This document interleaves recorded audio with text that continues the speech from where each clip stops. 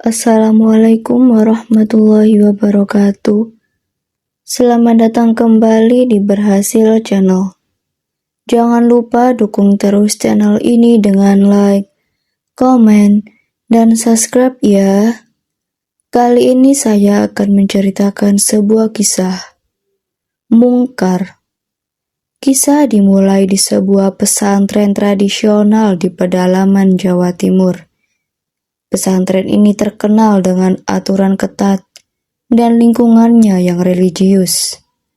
Disinilah Herlina, seorang santriwati, menjalani kehidupan sehari-harinya. Herlina digambarkan sebagai gadis yang pendiam, pemalu, dan sedikit berbeda dari teman-temannya. Ia sering menunjukkan sikap tenang, meskipun kerap menjadi bahan olokan.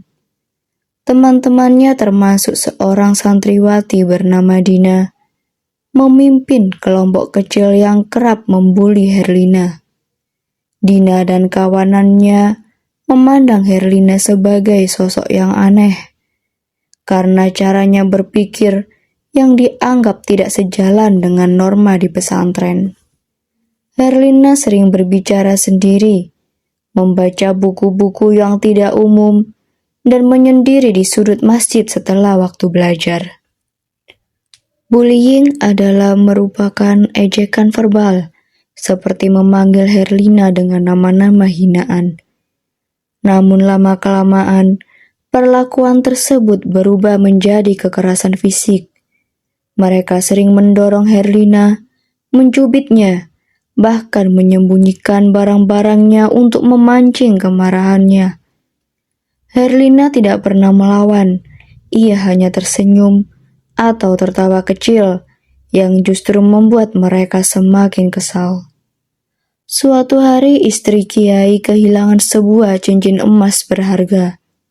Kejadian ini membuat pesantren geger. Semua santriwati dikumpulkan dan dilakukan penggeledahan terhadap barang-barang mereka. Saat giliran Herlina, cincin itu ditemukan di dalam tasnya. Semua orang terkejut, terutama Herlina yang bersumpah tidak pernah mencuri. Namun bukti sudah jelas. Dina dan teman-temannya ikut menuduh Herlina, bahkan menambah cerita bahwa Herlina pernah terlihat mendekati kamar istri Kiai. Herlina dipermalukan di depan para santriwati lainnya. Istri Kiai yang murka memutuskan untuk mengusir Herlina dari pesantren sebagai hukuman. Malam itu dengan hati yang hancur, Herlina melarikan diri dari pesantren. Ia berlari tanpa tujuan di jalan setapak menuju desa terdekat. Namun di tengah perjalanan, ia mengalami kecelakaan tragis. Sebuah truk melaju kencang dan menabraknya hingga tewas di tempat. Sejak kematian Herlina, pesantren tidak lagi tenang. Awalnya gangguan kecil mulai terjadi. Beberapa santriwati mendengar langkah kaki di lorong pada malam hari. Suara tangisan terdengar samar dari kamar kosong. Dan ada bayangan yang sering terlihat di sekitar masjid. Dina, yang menjadi dalang utama bullying, adalah orang pertama yang mengalami teror berat. Suatu malam ia bermimpi didatangi Herlina. Dalam mimpi itu Herlina tampak tersenyum, dengan wajah penuh luka dan darah. Dina terbangun dengan napas tersengal, tetapi di cermin kamarnya, ia melihat sosok Herlina berdiri di belakangnya. Teror semakin sering. Salah satu teman Dina tiba-tiba kerasukan saat sedang mengaji. Ia berteriak menyebut nama Herlina dan memohon ampun. Istri Kiai juga tidak luput dari gangguan. Pada suatu malam, ia mendapati cincin yang hilang tergeletak di atas sajadahnya dengan bercak darah. Salah satu santriwati bernama Sari, yang tidak pernah terlibat dalam perundungan, mulai menyelidiki apa yang sebenarnya terjadi. Sari menemukan sebuah buku harian milik Herlina yang tersembunyi di kamar lamanya.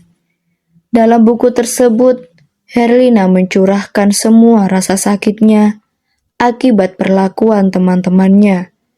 Ia juga menulis bahwa ia sering bermimpi buruk tentang kematiannya sendiri. Dari buku itu, Sari menemukan fakta mengejutkan. Cincin istri Kiai sebenarnya sengaja dimasukkan ke tas Herlina oleh Dina untuk menjebaknya.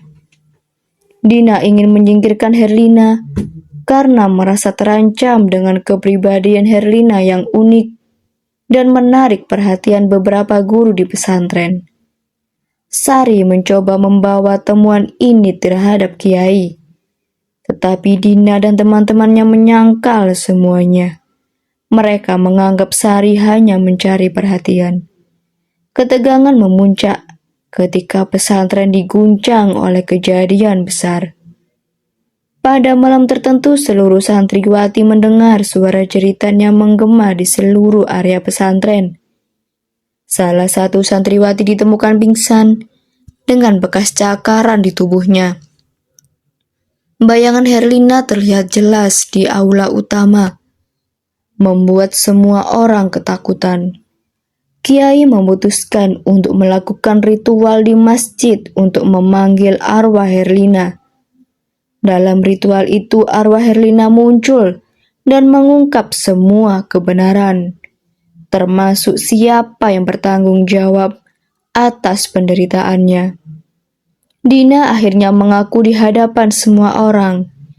Ia menangis dan memohon ampun atas perbuatannya. Para santriwati lainnya juga mengungkapkan penyesalan mereka sebagai bagian dari penyelesaian. Mereka mengadakan doa bersama untuk mendoakan Herlina dan meminta maaf secara tulus kepada arwahnya. Arwah Herlina terlihat tersenyum sebelum akhirnya menghilang. Namun pesan yang ditinggalkannya tetap tertanam di benak semua penghuni pesantren. Perlakuan buruk kepada sesama dapat membawa kehancuran, bahkan setelah kematian. Terima kasih sudah menonton. Jangan lupa like, komen, dan subscribe ya.